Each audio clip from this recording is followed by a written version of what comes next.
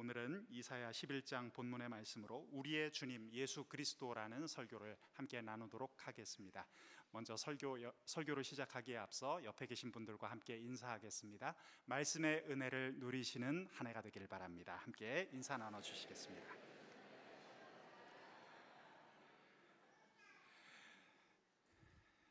오늘 예배를 드리고 있는 이 시간은 참으로 귀한 시간입니다. 새해를 여는 2020년도 1월의 첫 주일 예배의 시간이기도 하고 교회력상으로는 성탄절기가 마무리되는 때이기도 합니다. 대림절 촛불을 하나 둘 켜면서 시작된 성탄절기는 12월 25일 크리스마스 성탄절을 지나서 전통적으로 1월 6일로 지켜온 주현절의 마무리가 됩니다. 영어로 에피파니라고 부르는 주현절은 주님의 나타나심, 주님의 현현을 기념하는 절기죠. 우리에게는 좀 생소한 시기이기도 하지만 초대교회 그리스도인들은 부활절과 성령 강림절 그리고 이 주현절을 3대 절기로 지킬 만큼 중요시했습니다. 정통한 예배 학자들에 따르면 우리에게 아주 익숙한 크리스마스, 곧 성탄절은 이 주현절로부터 파생 나왔다고 하는 것이 정설이 되어 있습니다. 우리의 마음을 정돈하여 주님께 드려야 할 이 귀한 시간, 예수 그리스도의 복음을 전하는 예언서 이사야 11장 본문의 말씀을 성도님들과 함께 나누는 것은 저에게도 커다란 기쁨입니다. 2020년도 새해 말씀으로 복을 받는 교회라는 소망이 우리에게 있는데요, 오늘 이 시간 구약의 귀한 말씀을 함께 나누면서 이 땅 가운데 오신 귀하신 예수님에 대해 좀 더 깊이 생각해 보고자 합니다. 메시아 탄생 700여 년 전 예수 그리스도를 예언했던 이사야 선지자의 영감 어린 증언이 오늘 본문 말씀 가운데 있습니다. 자, 오늘 말씀 속에서 발견하는 예수님의 세 가지 모습에 대해서 생각해 보도록 하겠습니다.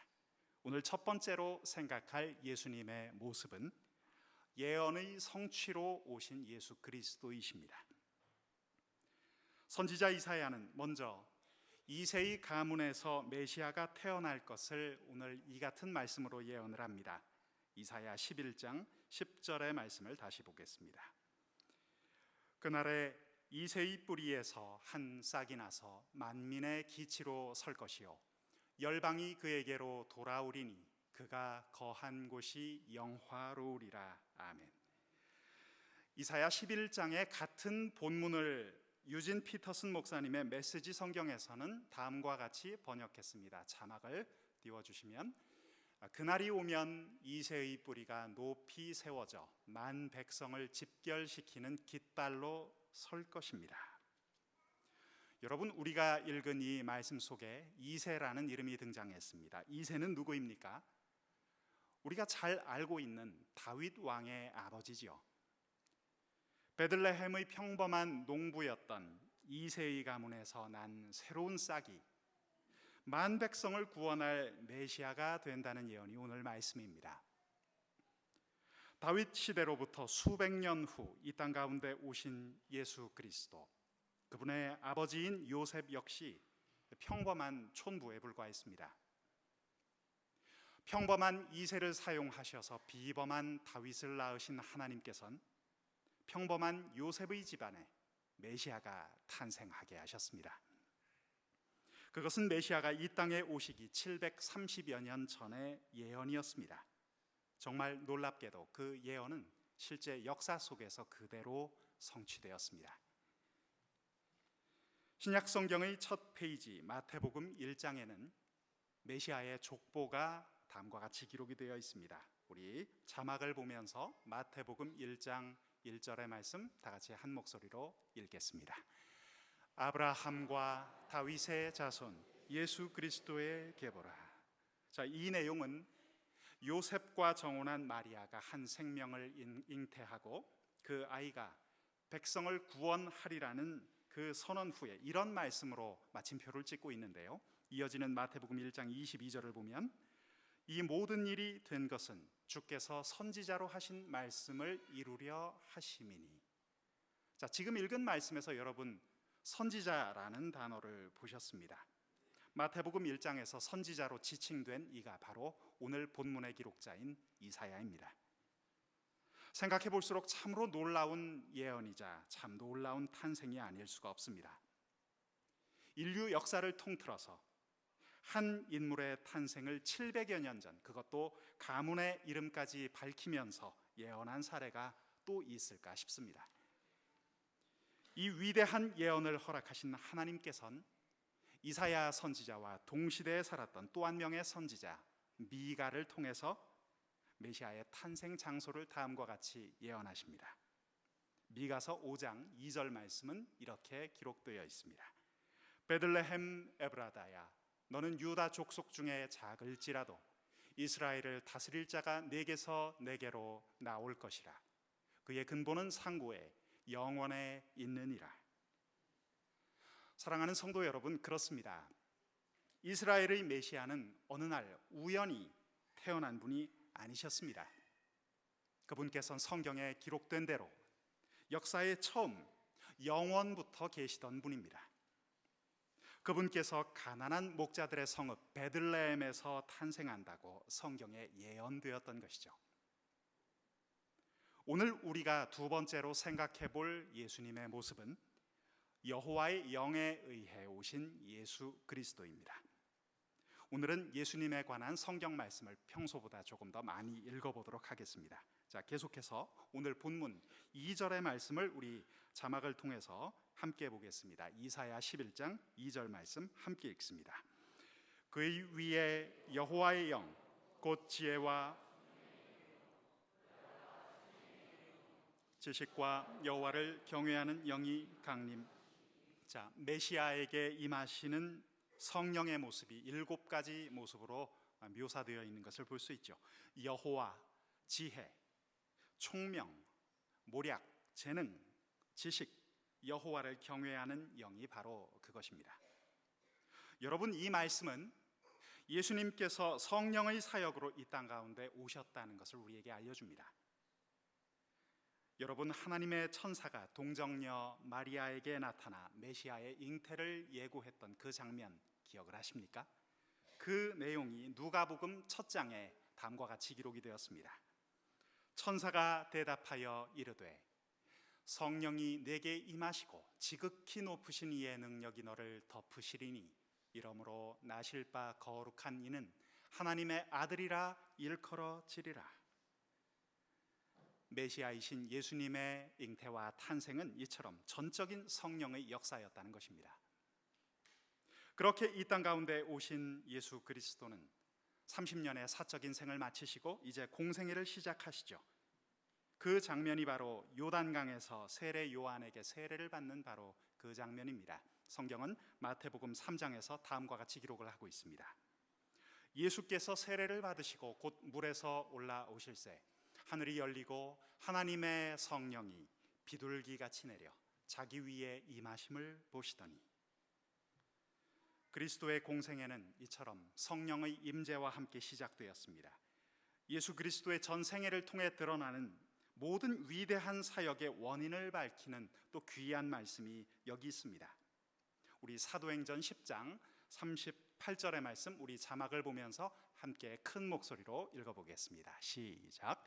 하나님이 나사렛 예수에게 성령과 능력을 기름 붓듯 하셨음에 마귀에게 눌린 모든 사람을 고치셨으니 이는 하나님이 함께 하셨. 사랑하는 성도 여러분, 오늘 성경 말씀에서 보듯이 이 땅에 오신 메시아의 모든 능력은 거룩한 성령으로 말미암은 것이었습니다. 예수 그리스도의 생애에서 가장 극적인 순간이라고 볼 수 있는 십자가 사건도 성경은 성령을 이야기하면서 이렇게 언급합니다. 히브리서 9장 14절 말씀을 띄워주시면 좋겠습니다. 하물며 영원하신 성령으로 말미암아 흠없는 자기를 하나님께 드린 그리스도의 피가 어찌 너희 양심을 죽은 행실에서 깨끗하게 하고 살아계신 하나님을 섬기게 하지 못하겠느냐. 자, 이제 예수님께서 이 땅에서의 생애를 완성하시는 부활과 승천에 대해서 성경이 어떻게 증언하는지를 봅시다. 에베소서 1장 20절 말씀을 보면 이렇게 되어 있습니다. 그의 능력이, 이것은 성령의 능력을 뜻합니다. 그의 능력이 그리스도 안에서 역사하사 죽은 자들 가운데서 다시 살리시고 하늘에서 자기의 오른편에 앉히사. 여러분, 오늘 우리는 예수님에 관한 성경 말씀을 여러 곳에서 한번 찾아보았습니다. 말씀을 계속 읽어보시니 무엇을 느끼십니까? 무엇을 발견하십니까? 우리 주님 예수 그리스도의 전생에는 단순히 육신을 의존한 삶이 아니었다는 것을 분명히 알 수 있지 않습니까? 성경이 증언하는 우리 예수님처럼 태어나 한 생을 살았던 사람이 이 세상에 또 있었을까요? 그 유일무이한 삶은 성경 말씀 그대로 여호와의 거룩한 영으로부터 비롯된 것이었습니다. 오늘 우리가 생각해 보고자 하는 예수님의 모습, 그 세 번째를 보겠습니다. 그 세 번째로 공의와 평화를 실현하기 위해 오신 예수 그리스도의 모습을 함께 살펴보겠습니다. 우리가 앞서 말씀을 통해서 우리가 발견했던 것처럼 예수 그리스도는 예언의 성취로 오신 분이요 하나님의 거룩한 영으로 말미암아 일하셨던 분입니다. 자, 그런데 오늘 성경을 계속해서 읽어가 보면 그 메시아가 실현할 그분의 나라가 있다는 것입니다. 사랑하는 여러분, 인류는 지금까지 진정한 이상향을 계속해서 꿈꿔왔습니다. 그런 이상향을 사람들은 이름을 붙여서 이렇게 말하기도 했습니다. 유토피아라는 말입니다. 우리에게도 잘 알려져 있는 익숙한 용어죠. 유토피아. 하지만 인류가 경험해온 역사 속에서 실제로 그런 이상향, 유토피아는 발견되지 않았습니다. 유토피아란 말은 실제로 아주 흥미로운 뜻을 가지고 있는데요. 본래 없다라는 뜻을 가진 유라는 말과 장소를 뜻하는 토포스라는 말이 합쳐진 합성어입니다. 직역하자면 이런 뜻이 되죠. 그런 곳은 세상에 없다. 흥미로운 말이죠. 그런데 오늘 성경은 다른 메시지를 우리에게 건네주고 있는 것입니다. 그런 이상향, 곧 메시아께서 통치하실 그 영원한 하나님의 나라가 이 땅 가운데 실현될 수 있다는 것입니다. 그것이 오늘 성경의 약속입니다. 성경에서 하나님 나라의 두 가지 본질은 두 가지 단어로 요약됩니다. 공의와 평화. 이사야 선지자는 메시아의 통치가 가져올 그 나라의 모습, 의와 평화의 세상을 증언하고 있는 것이죠. 오늘 본문 전반부의 핵심 단어가 공의라면 후반부에서 강조하고 있는 단어는 평화입니다. 오늘 말씀을 천천히 다시 관찰해 보시면 이사야 선지자는 먼저 순서상 공의를 먼저 언급하고 그 다음으로 평화를 강조합니다. 그 이유를 생각해 보시기 바랍니다. 그것은 아마도 공의가 먼저 실현되지 않고서는 이 땅에 참된 평화가 존재하지 않는다는 뜻일 것입니다. 평화를 깨뜨리는 원인은 무엇입니까? 그것은 인간의 죄입니다. 평화를 깨뜨리는 근본 원인은 하나님을 멀리 떠나간 인간들의 죄입니다. 우리의 죄가 하나님 앞에 용서받을 때, 그때 우리는 비로소 하나님과 진정한 평화의 관계에 놓이고 우리 이웃들과도 평화를 나눌 수가 있습니다. 자, 먼저 이어지는 본문을 계속 보겠습니다. 이사야 선지자가 증언하는 공의로우신 메시아의 모습을 보시기 바랍니다. 이사야 11장 5절 본문 말씀입니다. 공의로 그의 허리띠를 삼으며 성실로 그의 몸에 띠를 삼으리라. 이 공의로우신 메시아께서 오신다면 불의한 세상은 언젠가 역사의 마지막 때에 심판을 받는다는 것입니다. 그리고 그 이후에 이루어질 진정한 이상향, 궁극적인 하나님 나라의 모습을 오늘 우리는 본문에서 봅니다. 그것이 본문 6절에서 9절까지의 말씀입니다. 저는 이 말씀을 앞에 둘 때마다 참으로 놀랍고 경이롭다는 생각을 합니다. 이 귀한 말씀 우리 자막을 통해서 함께 읽어보겠습니다. 이사야 11장 6절에서 9절까지의 말씀 한 목소리로 읽습니다. 시작. 그때에 예리가 어린 양과 함께 살며 송아지와 어린 사자와 살진 짐승이 함께 있어 어린아이에게 끌리며 암소와 곰이 함께 먹으며 그것들의 새끼가 함께 엎드리며 사자가 소처럼 풀을 먹을 것이며 젖 먹는 아이가 독사의 구멍에서 장난하며 젖된 어린아이가 독사의 굴에 손을 넣을 것이라. 내 거룩한 산 모든 곳에서 해됨도 없고 상함도 없을 것이니 이는 물이 바다를 덮음같이 여호와를 아는 지식이 세상에 충만할 것임이니라. 아멘. 저는 이 말씀을 읽을 때마다 놀라움과 경이로움을 느끼고 있습니다.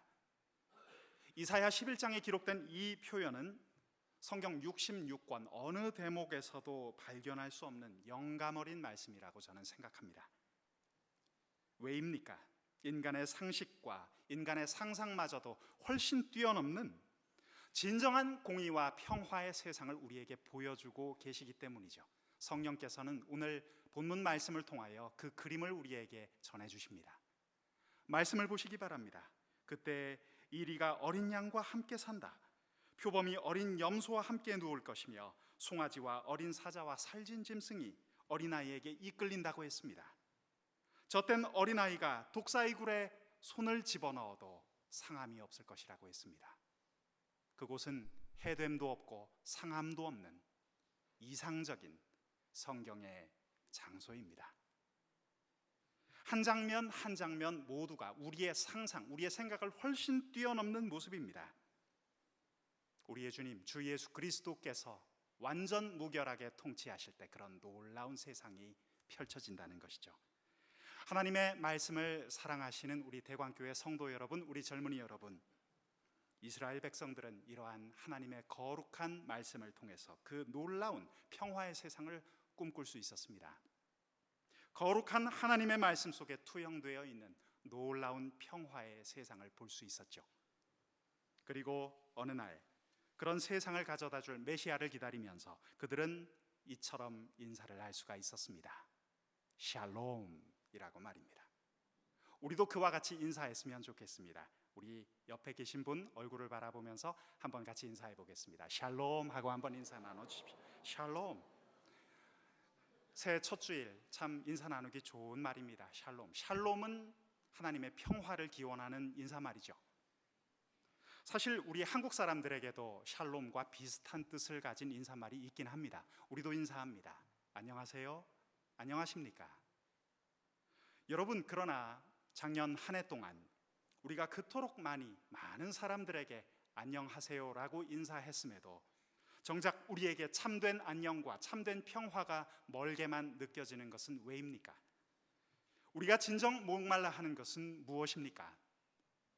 우리 성도님들, 우리 젊은이들이 가슴속으로 정말 바라고 있는 것은 무엇입니까? 적어도 그것은 이 세상이 성급하게 제시하려 하는 껍데기 평화나 피상적인 평화는 아닐 겁니다.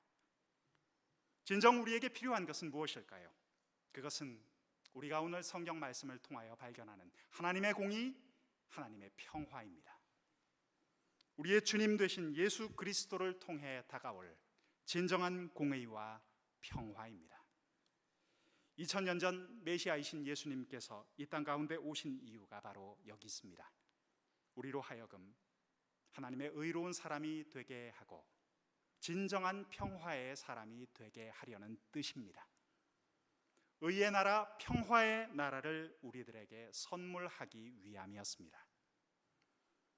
예수님께서 이 땅에 오심이 위대한 이유는 무엇입니까? 그분의 오심으로 말미암아 하나님의 진정한 공의와 평화가 우리에게 다가오기 때문입니다. 사랑하는 여러분, 그렇습니다. 이분이 바로 성경에서 말하는 주 예수 그리스도이십니다. 예언의 성취로 오신 예수 그리스도, 하나님의 영으로 말미암아 사역하셨던 예수 그리스도, 하나님의 참된 공의와 평화를 선사하시는 예수 그리스도, 그분이 오늘 우리와 함께 하십니다. 올 한 해 우리와도 함께 하실 것입니다. 오늘 본문 이사야 11장 1절은 이렇게 기록합니다. 이새의 줄기에서 한 싹이 나며 그 뿌리에서 한 가지가 나서 결실할 것이요. 무심코 읽으며 지나갈 수 있는 이 말씀 가운데 우리의 생각을 훨씬 뛰어넘는 하나님의 놀라운 뜻이 담겨져 있습니다. 이 사실을 오늘 여러분은 성경 말씀을 통하여 발견하고 계십니까? 생명의 말씀과 함께 하시는 주 예수 그리스도의 은혜가 2020년 올 한 해 우리 모두와 함께 하시기를 이 시간 주님의 이름으로 축원합니다. 함께 기도하겠습니다. 오 주님, 은혜를 감사합니다. 새로운 한 해를 열어주시고 새로운 시간을 우리에게 공급해 주시고 주님을 찬양하며 예배하며 당신의 뜻을 실현할 수 있도록 저희들에게 호흡을 주시니 감사합니다. 이 말씀 붙들고 새로운 한 주, 새로운 한 해를 살아갈 수 있도록 우리 모두에게 힘을 주시기를 원합니다. 주 예수 그리스도의 이름으로 감사하며 기도드립니다.